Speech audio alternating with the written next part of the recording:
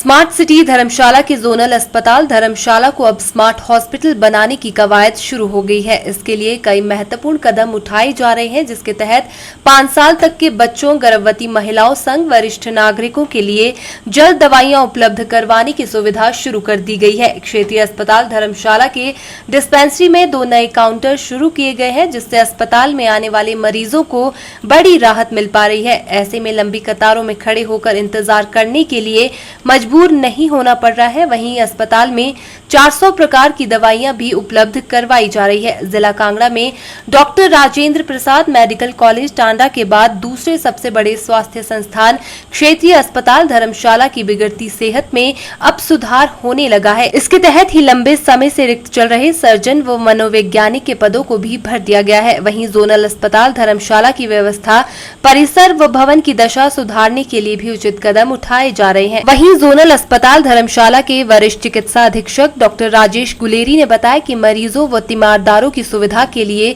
2 नए काउंटर अस्पताल की डिस्पेंसरी में शुरू की गए हैं, जिससे 5 साल तक के बच्चों, गर्भवती महिलाओं व वरिष्ठ नागरिकों को सुविधा मिल पा रही है। ये कोविड के दूसरी वेव के बाद जब अस्पताल डीनोटिफाई हुआ तो हमारी काफ़ी आवश्यकताएं थी, बिकॉज सिविल वर्क का नुकसान काफ़ी उन दिनों में हुआ था।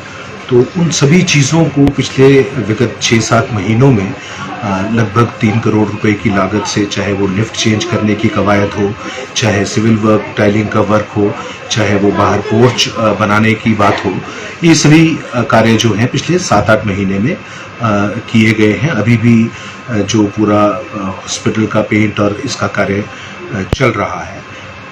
इसके अतिरिक्त जो मरीजों को सुविधाएं दी जा रही थी, उसमें कुछ हमारे पूरे स्टाफ से, एनजीओ से, जो समाज के प्रतिनिधि हैं, उनसे चर्चा करके हमें लगा कि कुछ चीज़ों को इम्प्रूव करने की आवश्यकता है। जैसे कि हमारे यहाँ दवाई के वितरण के लिए अलग से काउंटर वरिष्ठ नागरिकों के लिए या गर्भवती माताओं और छोटे बच्चों के लिए उपलब्ध नहीं थे।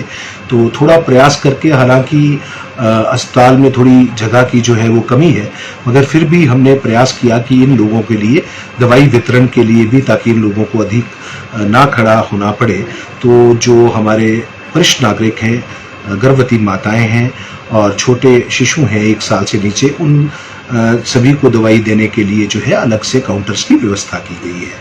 अभी हम प्रयास कर रहे हैं कि कैश काउंटर को भी अस्पताल में एक अन्य जगह पर शिफ्ट करें, ताकि जो रजिस्ट्रेशन का काउंटर है हमारा, वहाँ पर थोड़ी डीकंजेशन और भीड़ को कम किया जा सके, ताकि लोगों को सुविधा बेहतर तरीके से मिल पाए।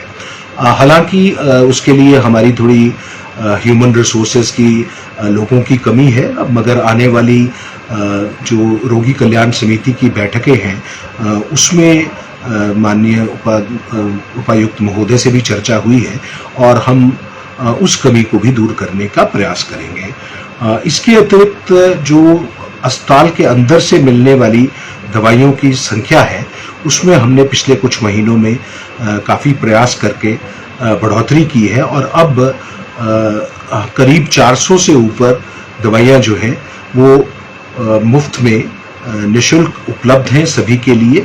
और जो हमारे गर्भवती माताएं और बच्चे हैं, उनको सभी दवाइयाँ सरकार की पॉलिसी के अनुसार और हिम केयर और आयुष्मान भारत के जो एडमिटेड पेशेंट्स हैं, उनको सभी दवाइयाँ पूर्णतः निःशुल्क उपलब्ध कराई जा रही हैं।